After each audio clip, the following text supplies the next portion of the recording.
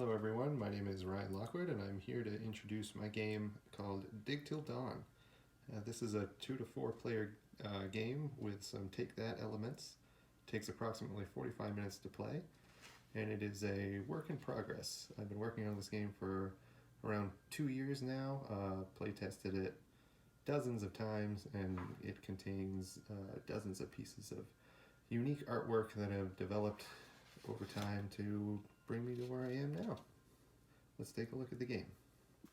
In Dig Till Dawn, players are grave robbers skulking about the cemetery in the dead of night, digging up graves and taking the treasures found within to sell them to several interested parties waiting just outside the gates. Along the way, the grave robbers have to avoid the cemetery's caretaker and each other in their pursuit of becoming the richest grave robber by the time the sun comes up. Let's look at some of the components. We have the cemetery here in the middle, made up of 9 total spaces. Some are filled in and some are not. The 4 interested parties wait just outside of the cemetery, these white cards here. And they are there to buy your ill-gotten gains. We have some dirt tokens that need to get dug through to get to the cards underneath. And they have some sort of set collection stuff on the other side for bonus coins at the end of the game, depending on how many of these you pick up. We have 4 grave robber figures. Ideally, the final versions of these will be like different colored shovels or something. We have the cemetery's caretaker, which is an adversary to all the players. Ideally, he would be sort of a lantern or something that moves around. We have some cards. We have Tools of the Trade cards. These are numbered cards that you use to dig with, and you also use them for combat, so they're double use. You'll have a very limited hand of these. It gets refilled every turn. You have headstone cards.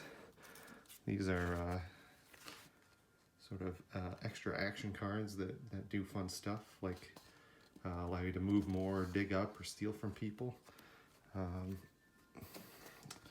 then we have the caretaker has a deck of his own possessions. When you beat them in combat, you get to take his stuff, and they give you bonuses for the rest of the game as long as you can hold on to them. And you have the corpse cards. These are buried underneath the dirt tokens. They're all very unique, and they have symbols on the side that let you know which of the interested parties on the outside of the cemetery would be interested in buying them from you. The interested parties have symbols on them that match up to some of the symbols on the bodies that give you some bonus coins. Okay, let's talk about gameplay. Each turn, a player may take 3 actions in whatever order they wish. They can move 1 space orthogonally, up, down, left, or right. Movement can trigger combat if you ever share a space with another player, and we'll talk about combat a little later. It can also trigger trading when you move on to an interested party. You'll get to sell as many of these corpse cards as you've dug up.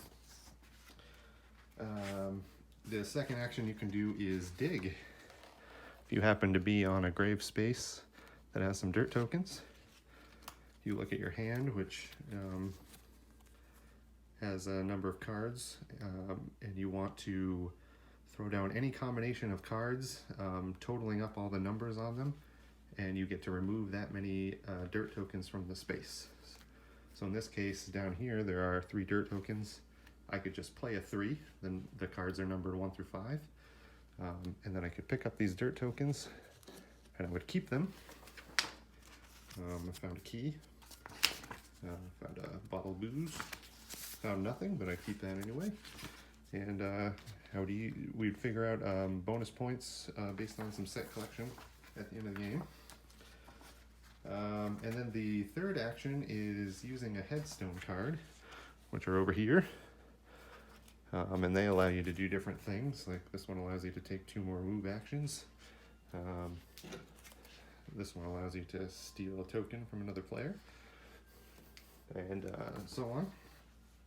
You can always substitute another move action instead of taking the dig action or playing one of the headstone cards. So you could move 3 times if you wanted to. You could dig and move twice. Like, it's all up to you. At the end of each player's turn, the caretaker moves. The caretaker is programmed to move to the closest empty space by the shortest route possible, and that's determined by the player whose turn it is. So these are all equally close, since they're all 2 away for the caretaker, so that person would choose. Let's say we go 1, 2, and then the caretaker would fill this in and put some dirt on top of it, burying it. So if the caretaker ever enters a space occupied by a player, like say I went this way instead, this would trigger combat. So for the caretaker, the combat works like this. The caretaker started the fight because he entered an occupied space.